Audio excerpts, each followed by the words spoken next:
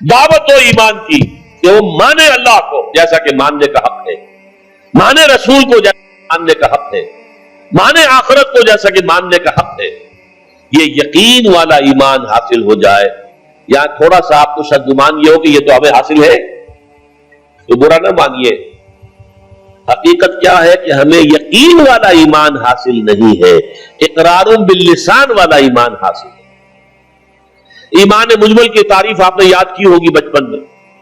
آمنت باللہ کما ہوا باسمائہ وصفاتہ وقبلت جمیع احکامہ اقرار باللسان وتصدیق بالقلب.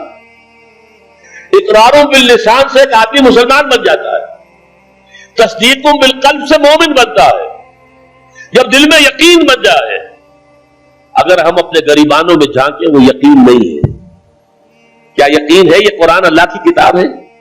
اگر یقین ہوتا تو ہم اسے بے اعتنائی برتتے، اسے سمجھنے کے لیے عربی زبان نہ سیکھتے، اس کو دن اور رات کے اوقات میں تلاوت نہ کرتے، اس کے گہرائیوں کے اندر غوطہ زنی نہ کرتے.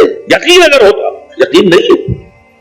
یقین پیدا کرے ناداں یقین سے ہاتھ آتی ہے، وہ درویشی کے جس کے سامنے جھکتی ہے فقوری.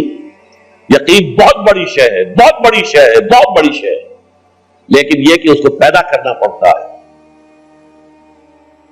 اور اس کا بمبا اور سرچشمہ یہ قرآن مجید. مولانا ظفر علی خان کا شعر ہے بڑا پیارا. وہ جنس نہیں ایمان جسے لے آئے دکانیں فلسفہ سے، ڈھونڈے سے عاقل کو یہ قرآن کے سپاروں، قرآن کے سپاروں میں غوطہ زنی کرو، تدبر کرو.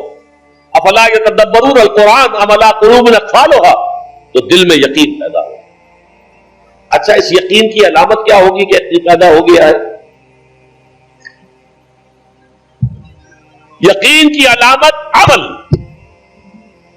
شریعت کے جس حصے پر آپ عمل کر سکتے ہیں، چاہے مشکل ہو، تکلیف آئے، فاقہ آ جائے، لیکن کر سکتے ہیں، اس پر عمل لازم ہے کرنا.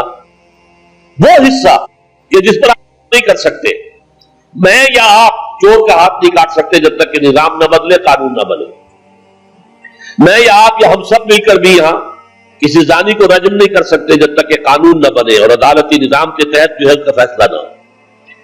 ان چیزوں کو تو ہم نہیں کر سکتے، لیکن جو کام ہم کر سکتے ہیں، سود سے براہ راست تو ملوث نہ ہو، اپنے گھروں میں پردہ تو قائم کرے، اپنی معاش میں سے حرام شے تو نکال دے، فرائض تو ادا کرے، نماز، روزہ، حج، زکات.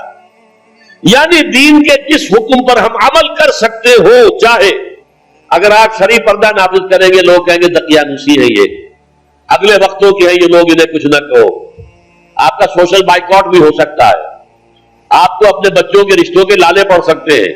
ان کے ہاں کون کرے؟ یہ لوگ جو ہے یہ تو ان کے آپ شرعی پردہ، یہ سارا کچھ ہوگا، لیکن کر سکتے ہیں آپ. کوئی قانون نہیں بنا ہے اس ملک میں کہ عورت برقع نہ پہنے. کسی نے قانون بنایا؟ پھر اگر اتارا تو کس نے اتارا؟ خود اتارا نا ہم نے. جس کے پاس 2 پیسے ہو گئے اس نے سمجھا کہ برقع تو شاید صرف غربت کی علامت تھی، اب 2 پیسے میرے پاس ہو گئے، برقع اتار دیا. چادر آ گئی، پھر چادر اتنی، دوپٹہ رہ گیا، پھر وہ دوپٹہ بھی صرف رسی بن کر گلے کے اندر پڑ گیا. اللہ اللہ خیر صلی اللہ. یہ سارا کچھ ہو رہا ہے کہ نہیں ہو رہا؟ یہ کون کر رہا ہے؟ ترکی کے اندر تو قانون کرایا گیا، یہاں تو کسی نے قانون نہیں کرایا، یہاں تو ہم خود کر رہے ہیں.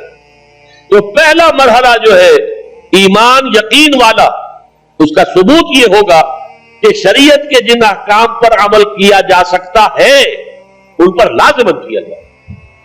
اگر یہ بھی نہیں ہے تو گھر بیٹھیے، پھر اسلام کا نام نہ لیجئے، اسلام کے غلبے کی جدوجہد کا دعویٰ نہ کیجئے، اسلام کو بدنام نہ کیجئے.